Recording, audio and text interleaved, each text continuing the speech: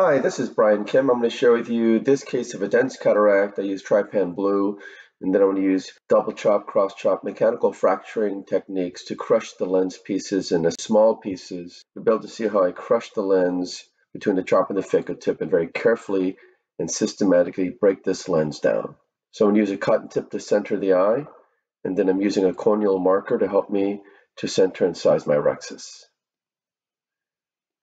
Use a cotton tip to turn the eye towards the left to flatten it out so I can make a flat incision parallel to the iris plane, first on the right side and then the left side. Again, using that cotton tip helps me manipulate the eye and have control of the eye. Having that really nice corneal shelf parallel to the iris plane will allow me to get a nice self-sealing incision. I'm injecting some intracameral lidocaine and then intracameral air.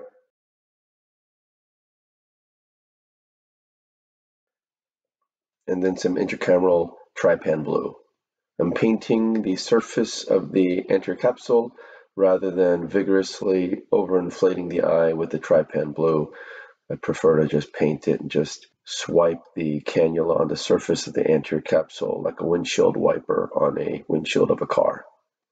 And now I'm injecting some dispersive viscoelastic and then pushing the Trypan and the bubble out.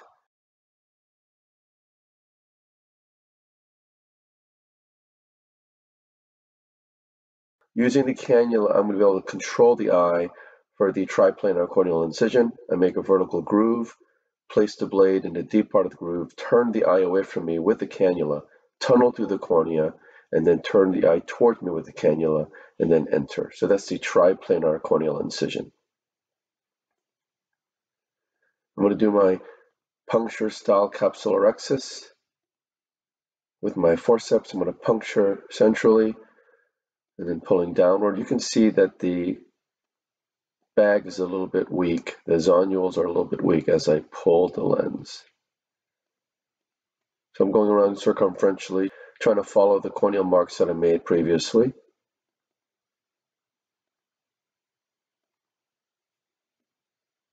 And as I'm pulling, you can see that the bag is moving a little bit.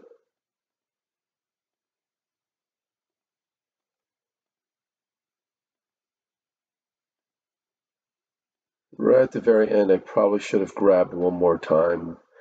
The capsule went out a little bit there, but still nice and continuous. This is the capsular fornix hydrodissection technique. I place the cannula out to the contralateral equator, point the tip downward.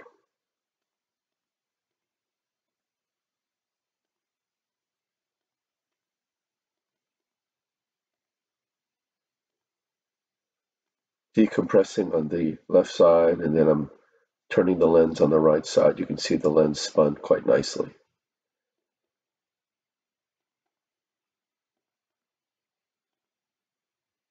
Make sure my tip is the right length, and then I go in with irrigation off, lifting the incision with the chopper.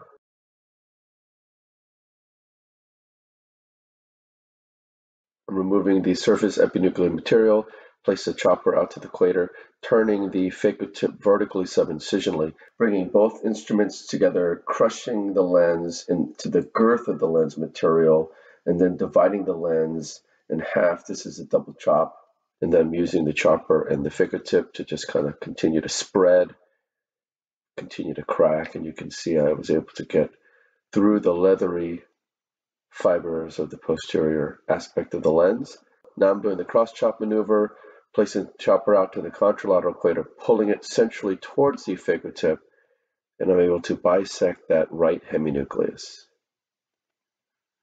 I'm using some vacuum to clean things up and try to grab the lens a little bit, place the chopper around the lens, crushing the lens with the chopper and the phaco tip, and then starting to emulsify the first quadrant.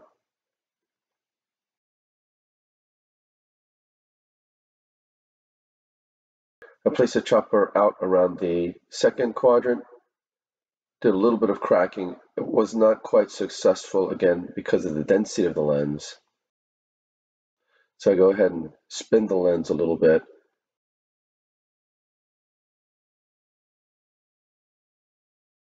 start over, go around the lens piece with the chopper, and I'm getting deep underneath. You can see I'm actually underneath the lens with the phaco tip, and then I'm sandwiching the lens piece. So this is actually more, the direction of the forces would actually be diagonal, because I was on top of the lens with the chopper and underneath the lens with the phaco tip with that maneuver right there. And now the pieces are smaller. Again, I'm crushing the lens pieces into smaller pieces, sandwiching the lens pieces between the chopper and a phaco tip, and then emulsifying the lens piece with high vacuum and ultrasonic energy. I'm using the phaco energy more liberally because this is a dense lens. I rotate the second heminucleus in front of me, place the chopper out to the equator, place the phaco tip deep, crushing the lens piece. By placing the phaco tip deep, I'm able to bisect the girth of the lens, and it successfully breaks the lens completely. If I place the phaco tip too superficially, I'm going to only score the surface of the lens, so you can't really do that. I place the chopper out to the equator again, around that third quadrant, crushing the lens piece, crushing it against the chopper and the phaco tip, and then I'm starting to emulsify and remove parts of that quadrant.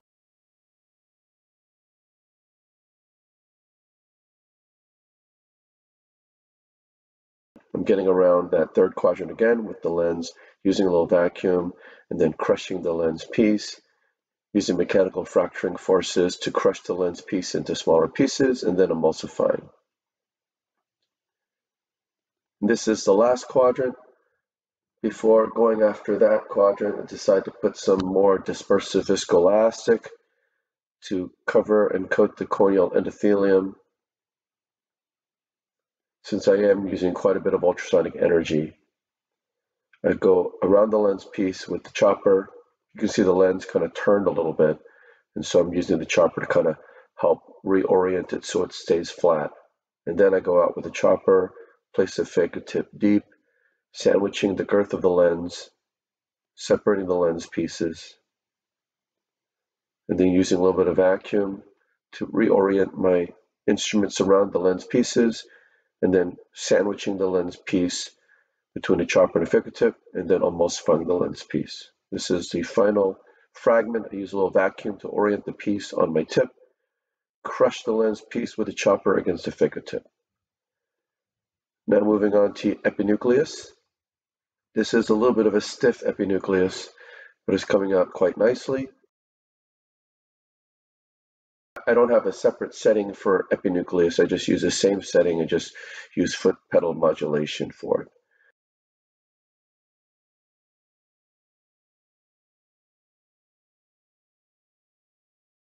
I take the chopper out, push BSS in, take the phaco tip out, and then place the INA handpiece.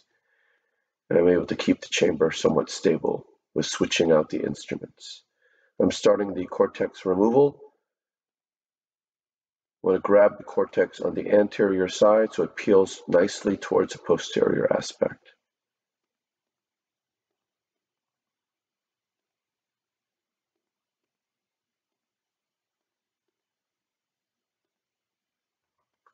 Once I have the cortex removed, I switch to the polish mode, and I'm polishing underneath the anterior capsule rhexis edge to remove any lens epithelial cells.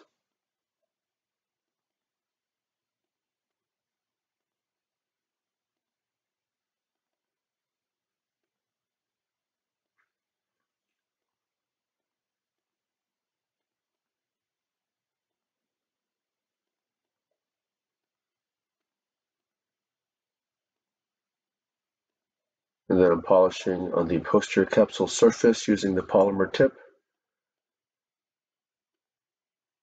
pushing BSS with the cannula through the paracentesis and the subincisional space. And you can see there's quite a bit of cortical material that's liberated with this maneuver.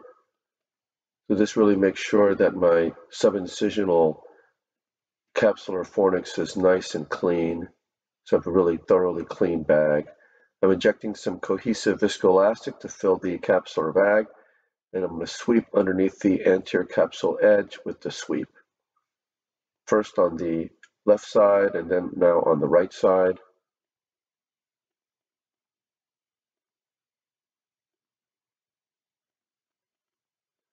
With these dense lenses, I know that they tend to have weak zonules, and so I prefer to put a 3-piece lens. So I have to widen the incision with the blade to accommodate the B cartridge for the 3-piece lens. Injecting the 3-piece acrylic lens, using the capsule sweep for counterforce so I can inject it nicely. I'm delivering the leading haptic into the bag. It came out a little bit funny. Doesn't really matter how it comes out. You just want to make sure it comes out flat and pointing to the left. And then I'm using the Maltzman to dial in the trailing haptic.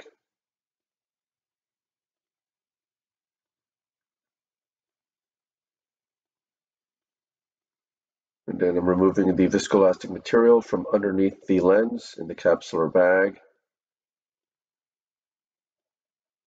I'm removing a little bit of subincisional cortical material right there. I think I saw a little bit of stuff adherent to the posterior capsule. Try to turn the lens using the INA tip, turning the lens by dialing and rotating the haptic optic junction there. I'm just dialing the lens so I can get it nice and centered. Sometimes these 3-piece lenses, because there is a little bit more capsular fortic support, and if you have an asymmetrical bag, sometimes the lens doesn't really center the way you want to, and so you have to rotate the lens in order to get it centered the way you want to. So now removing some viscoelastic from the anterior chamber, making sure the viscoelastic coating the corneal endothelium is also removed. Again, I'm turning the tip down and I'm trying to turn the haptic a little bit more, rotating the lens a little bit clockwise.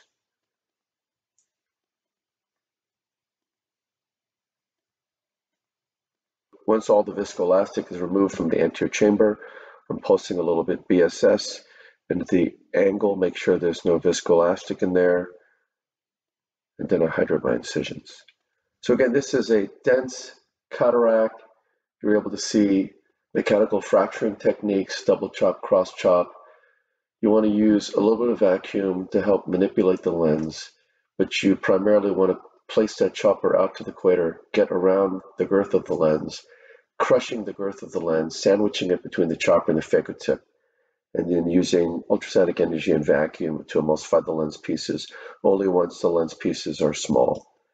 And so you can see with this pretty dense lens, my CDE is higher than typical, but it's still fairly normal. And these patients will have clear corneas postoperative day 1. So I hope this was helpful to you, and I thank you for your attention.